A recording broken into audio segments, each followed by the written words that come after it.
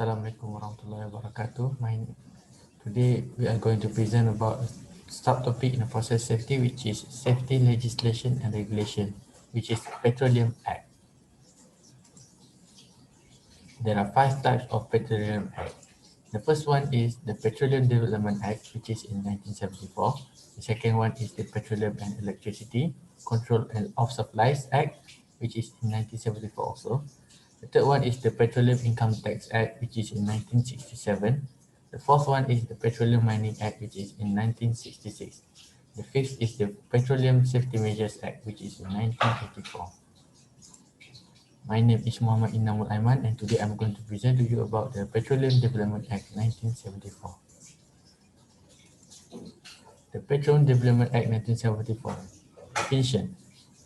This act has vested in foreigners the entire ownership in and the exclusive rights, powers, liberties, and privileges of exploring, exploiting, winning, and obtaining petroleum, whether onshore or offshore of Malaysia.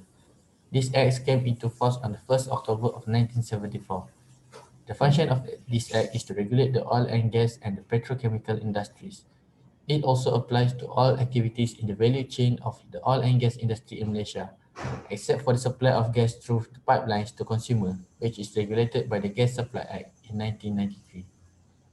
The example of the Petroleum Development Act is on first the Petronas plant in Gebeng and Kerteh, and second is the Petronas Refining Company, which is located in Sungai Udang, Melaka. Hi, my name is Muhammad Rahman. So talking about the Petroleum and Electricity Act 1974. Definition of this act is an act to impose control over any petroleum goods, such as Rule 95, Rule 97, and diesel. Whomever that handle these controlled goods, as mentioned above, need to be registered in order to do so. This act came into force in March 1974. And the function of this act is to regulate any petrol and diesel marketing in Malaysia, and it is applied to any marketing activities of petrol and diesel throughout Malaysia. The example of use of this act is any petrol station operators must apply for a retail license of control goods from MDTCC for selling petrol fuel, as these items are declared control goods under the Petroleum and Electricity Control of Supply Act 1974. Any marketing, trading, or distributing companies which operates with these control goods need to obey this act. That's all for me. Thank you. Hai, Assalamualaikum warahmatullahi wabarakatuh. My name is Muhammad Kamal Arifin bin Mak Faisal, and I will talk about the Petroleum Income Tax Act 1967.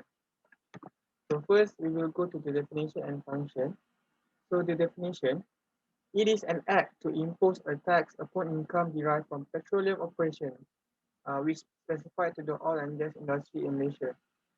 The function, this regulation will act as a regulation to make a partnership where a partnership will carry on petroleum operations under two or more petroleum agreements. When the agreements had been achieved, there will no changes in the members of partnership, where prior to 21 October 1988, the partnership shall be regarded as carrying on petroleum operations under one petroleum agreement. So next, we will go to the examples.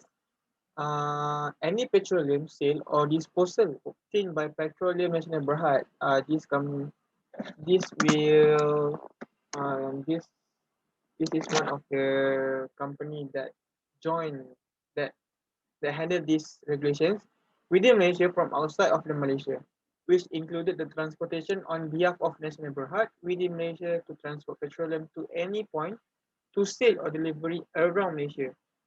But the transportation will be excluded any transportation of petroleum outside Malaysia, any process of refining or liquefying petroleum, any transaction with the end products, all the service that involve supply and use of rigs, derricks, ocean tankers, and barges. Um, this is also for the transportation also. Next, searching and obtaining the petroleum in Malaysia on behalf of any person from his own account or on a joint account. with any other person by any drilling, mining, extracting, or other like operations of the process. Okay, Assalamualaikum. My name is Muhammad Khalid bin Masto. For the next part is about the Petroleum Mining Act 1966. So what is the Petroleum Mining Act 1966? It is an act to make provision with regard to mining for petroleum and for matters connected therewith. The application license or agreement should be considered and approved or refused by the Petroleum Authority. So what is the function?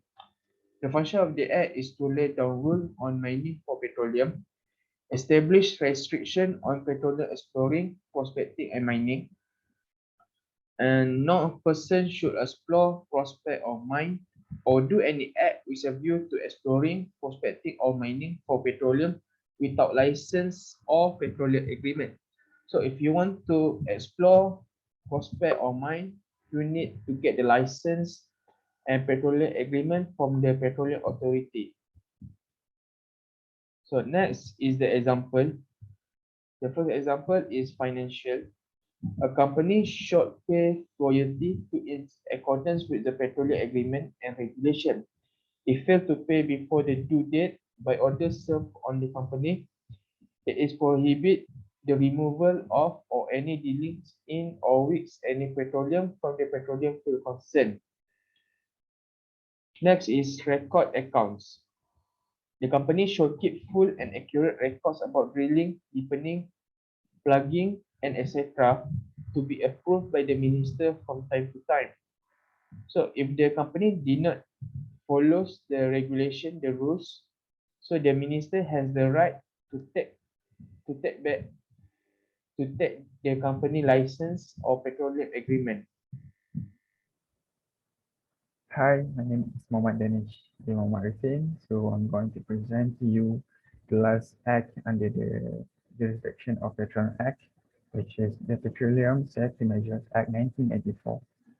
So first of all, the definition of Petroleum Safety Measures Act 1984 is the act is to consolidate laws relating to safety and the transportation, storage, and utilization of petroleum, and also to provide for measures relating thereto. So the function of this act is to obviously to ensure safety in the transportation, storage, and utilization of petroleum. So this act is divided into 11 parts, and all the part is stated in the slide. Next, the examples of Petroleum Safety Measures Act 1984, which is from part number 2, transportation of petroleum by road and railway, derogation and the permitted conveyance of petroleum by road or railway is no person shall convey by road or railway any petroleum except in accordance with the Act and regulation met thereunder. So the next examples is under part transportation, part number 3, which is transportation of petroleum by water. The regulation and the loading or carriage of petroleum is no vessel shall load or carry petroleum whether in the hold or on deck, except under the condition as restriction imposed by the Act and any regulation met thereunder. So by that, our presentation ends here. Thank you so much for spending time watching this.